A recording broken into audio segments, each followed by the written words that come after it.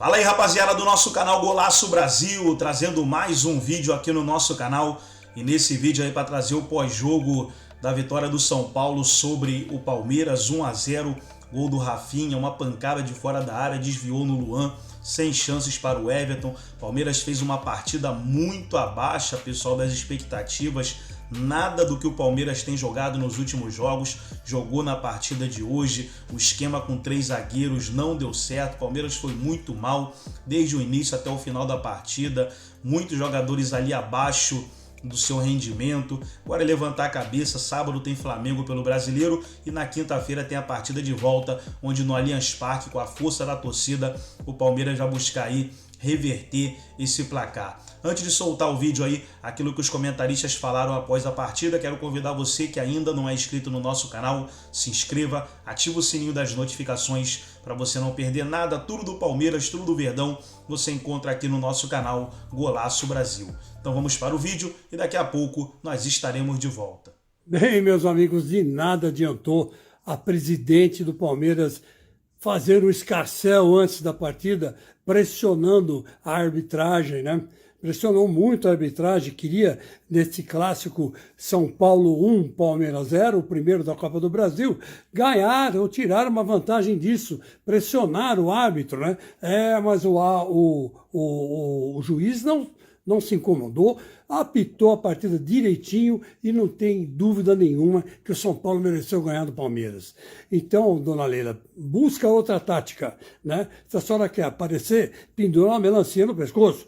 Mas, de qualquer forma, não tem problema. A senhora está lá, falou, disse o que tinha que dizer, respondeu a todas as perguntas, tentou fazer a coisa ao velho estilo, mas acabou se complicando, porque a senhora não sabe fazer isso. A senhora é uma mulher de escritório, uma mulher de gabinete, uma empresária fabulosa, mas não sabe criticar, não sabe o que é futebol. Futebol tem os seus atalhos. E o São Paulo, por falar em atalho, aproveitou todos os atalhos que apareceram e saiu o gol que colocou o tricolor na frente do Palmeiras. Ah, mas o Palmeiras vai jogar, não se sabe aonde, né? Não sabe onde é o jogo, né? Se fosse no Allianz Parque, eu dizia para você que estava liquidado, o Palmeiras estava classificado.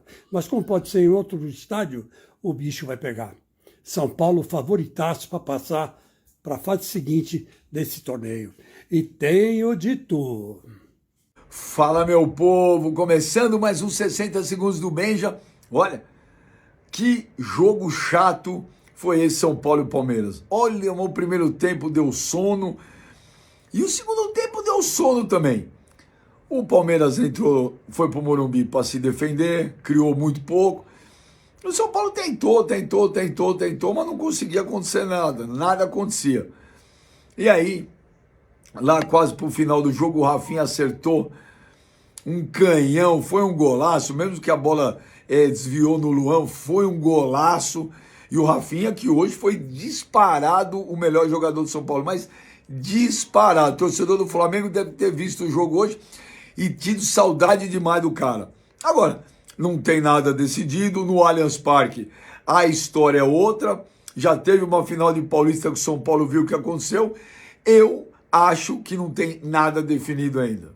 Desfalques, mas 2 jogadores que estavam em campo, decisivos e que não foram muito bem, não se destacaram tanto hoje. Rafael Veiga e Dudu, temos aí ações com bola, passes certos, porcentagem de passes certos. A gente vê que ambos erraram bastante, não? Palmeiras, como um todo, teve dificuldade na troca de passes. O Dudu teve 2 chutes, nenhum no alvo. O Rafael Veiga não chutou. Mas teve uma chance criada. Ações na área rival, 2 para o Veiga, 1 para o Dudu. É aquela coisa, eu fico imaginando o São Paulino olhando essa tela e falando, não, sai pra lá, isso dá azar pro jogo da volta. Porque se tem caras que o São Paulino aprendeu a respeitar por esses confrontos. O Dudu, que joga com o São Paulo, desde a época do Ceni no gol, com aquele gol de cobertura, né, e tudo mais. Então, isso não é algo que se carregue para o histórico do confronto. Certamente eles estarão presentes no jogo da volta com muita força. Mas hoje não brilharam como o Palmeiras não brilhou, mas eu gostaria de ouvir você, André, falando sobre Rafael Veiga e Dudu. Dudu, você já falou dessa questão, às vezes, mais centralizado, mas agora com mais tempo. Então, são dois jogadores que, assim, o Palmeiras está pensando para frente agora, né? É natural que o Palmeiras e o palmeirense pensem na volta no Allianz e acho que faz sentido. E se o Palmeiras conseguir dar a volta nesse resultado, independentemente de como seja, se direto, se depois de pênaltis, eu acho que dá para a gente afirmar agora que um dos dois ou os dois estará seriamente envolvido naquilo que aconteceu. Porque eles são referências técnicas, jogadores que assumiram papéis decisivos nessa era de conquistas do Palmeiras, e eles são caras que raramente fazem partidas importantes com um desempenho tímido, como a gente pode dizer que houve hoje, né? O Palmeiras como time, de maneira geral. Então, na capacidade deles, no desempenho que eles podem ter, numa situação em que o palmeirense tem muita confiança que as coisas vão acontecer do jeito que se quer, o Veiga e o Dudu, eles quase sempre estão diretamente envolvidos. Quero te ouvir também, Zupac. E hoje não tiveram bem. De novo, no momento que o Palmeiras atuou bem, que foram os primeiros 25 minutos de jogo, eles participaram bem. O Dudu tentando se encontrar nessa nova maneira de se posicionar nesse desenho com 3 zagueiros, com 2 alas e com uma dupla de ataque. E o Veiga tentando conectar o jogo, né? Especialmente pela direita, tentando achar o Hendrick, tentando achar o Mike, tentando achar uma bola em profundidade. Mas a partir do instante em que o São Paulo entrou no jogo e encontrou a sua marcação, e o São Paulo veio com 2 volantes, especialmente o Pablo Maia, que é um jogador com um bom potencial de marcação, o Veiga foi sumindo, o Dudu foi sendo menos acionado, e o Dudu jogando mais por dentro, ele precisa ser mais acionado, né? Porque ele, quando jogar pelas pontas, a bola naturalmente para no pé dele e ele tem mais espaço para 1 contra 1 para tentar achar o seu jogo. Por dentro, ele é muito mais marcado, muito mais fechado os espaços para ele. E eles não apareceram. O Hendrick tentou também, na jogada individual, né, no embate físico, contra 1, contra 2 zagueiros às vezes. Em algumas circunstâncias levou a melhor, em outras ele acabou perdendo o embate físico, especialmente quando era contra o Alan Franco, era uma boa. O Alan Franco é um jogador muito perigoso. Ele, tecnicamente, ele tenta fazer boas jogadas, mas ele é meio imprevisível. Tudo pode acontecer contra o Alan Franco. E o Hendrick até levou a melhor em alguns confrontos com ele. Mas, no geral, dos 25 minutos para frente, o Palmeiras encontrou muito pouco de solução ofensiva, viveu basicamente de tentar achar um ou outro cruzamento para tentar vencer o jogo e depois empatar o jogo, mas não conseguiu. Não foram bem, não. Vamos agora com entrevista. Dorival Júnior chegou na área de zona mista, não, na área de conferência de imprensa. Vamos ouvir o técnico do São Paulo. Consciente, maduro, estabelecido, em especial no segundo tempo no Morumbi hoje. O São Paulo mereceu, foi superior em todos os sentidos. Até lembrando, mesmo que o 2-1 fosse justo, teria sido um placar enganoso, porque assim, o Palmeiras, no Paulista, quando ele faz aquela virada, ele mata o jogo muito rápido. A dinâmica foi um pouco parecida, é que o Palmeiras não conseguiu rapidamente fazer os gols, mas massacrou, aí fez 1-0, 2-0, e aí o Veiga teve o pênalti pro 3-0. E ali acabaria. Exato. Ali o São Paulo não reagiria. Foi uma dinâmica muito parecida. Do mesmo jeito, eu acho que daria pra gente falar que isso aí aconteceu faz um ano, mas se o Veiga faz o 3-0, é capaz de acontecer outro 4-0. Exato, exato. E aí a gente estaria falando de duas situações muito parecidas em termos de resultado final e dinâmica de jogo, como o Palmeiras conseguiu dar essa volta. Não sei se é para isso agora, acho que não, mas está longe de estar resolvido isso aí. Sim. Muito, mas muito longe. Eu trouxe até isso, eu sei que o São Paulo deve estar, mas o Ciro não joga, o Ciro... Não, ok, o que eu quis dizer é, o São Paulo não conseguiu competir no Allianz Parque, mesmo tendo passado, assim, ele não conseguiu jogar, equilibrar. Sim. Vamos ver se 2023 vai ser uma nova história. Queria te ouvir também sobre essa questão do Palmeiras, assim, o que você achou que faltou hoje?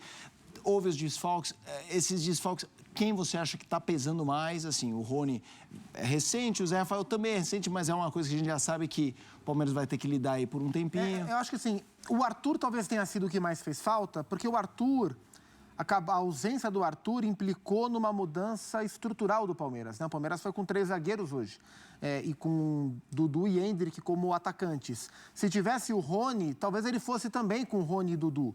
Mas se tivesse o Arthur, eu acho que ele iria com Dudu, Arthur e Hendrick. Não iria com Dudu e Arthur como dupla. Dudu aparecendo até pelo meio no primeiro tempo, né? Um jogador que normalmente a gente vê aberto, né? Sim. Muito mais por um lado do que pelo outro, mas sempre aproveitando os corredores. Hoje ele apareceu pelo meio. dupla mesmo do Endrick, hora lado, hora mais atrás, que como ele abriu 3 zagueiros, ele deixou os corredores para Mike e para Piquerez, né? O Mike fez um bom primeiro tempo, o Piquerez tentou sair um pouco mais na segunda etapa, com o Rios de primeiro volante, o Menino e Veiga como meias, então era um triângulo no meio campo assim, entre esses. O Rios como volantão mesmo, o Menino pela esquerda, o Veiga pela direita, com o Dudu e Endrick atacantes e os alas tentando chegar. Isso funcionou bem, até o São Paulo entender como sair da marcação, entender como marcar a equipe do Palmeiras. E aí o Palmeiras foi um time muito pouco criativo. O meio-campo do Palmeiras jogou menos, né? Em termos de criação mesmo. O Veiga foi muito discreto, o Menino teve um probleminha no joelho no primeiro tempo, também não voltou tão bem para a segunda etapa. E o Palmeiras foi um time muito pouco agressivo, né? E se a gente olha para um recorte, o recorte do Palmeiras na temporada, ele é dos últimos 5 jogos, uma vitória. Nos últimos 5 jogos só venceu o Bolívar pela Libertadores. Em que pese o fato de que contra o Atlético Paranaense tenha sido praticamente o time reserva, né? Só o Everton e o Gomes como titulares, mas 5 jogos, 3 derrotas, Bahia, Botafogo e hoje, o empate com o Furacão e só a vitória contra o Bolívar. Então a gente não está acostumado a ver o Palmeiras com um recorte de 5 jogos, só com uma bolinha verde, como você mesmo falou ontem. E isso tem vários fatores, né? Porque os jogos não são todos iguais, né?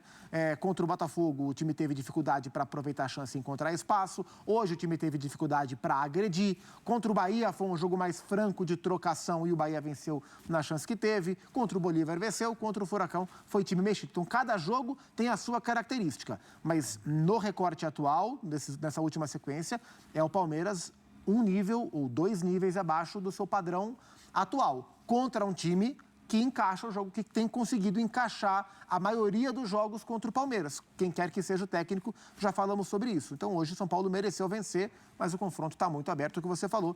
Toda essa sequência de encontros entre São Paulo e Palmeiras, acho que a única vez que o São Paulo definiu em casa foi quando o São Paulo venceu, né? Que foi o Campeonato Paulista nas mãos do Crespo. Sim. O primeiro jogo foi empate, né? Empate no Allianz Parque. Foi 0-0. E o segundo jogo o São Paulo vence no Morumbi. Os demais em que o Palmeiras definiu em casa por Libertadores.